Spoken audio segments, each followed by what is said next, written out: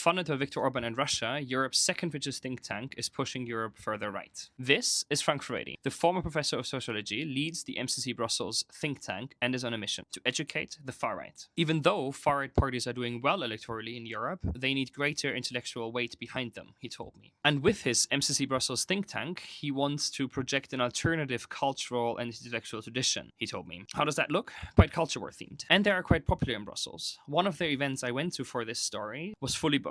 MEPs were there, EU institution staff, and also students from Belgium and the Netherlands. What makes them stand out is how rich they are. In 2024, MCC Brussels said that it had received over 6.3 million euros, making it the second richest think tank in Brussels. Most of that money comes from the Hungarian government and, indirectly, Russian oil. That's because part of their money comes from a stake in the state-owned Hungarian oil company, which receives 65% of its oil from Russia. But what if Orban loses the elections in Hungary on Sunday? Furedi said that they will carry on. The interest is there anyway. In February, the Financial Times reported that the US government wants to fund MAGA-aligned initiatives in Europe, and that could include MCC Brussels. But regardless whether Orban survives Sunday or not, the idea that his and Russia's money have been funding and amplifying on sovereignty, on migration, and the alleged illegitimacy of EU institutions, these ideas are no longer confined to the fringes. They now have a well-funded home 2 streets away from the European Parliament.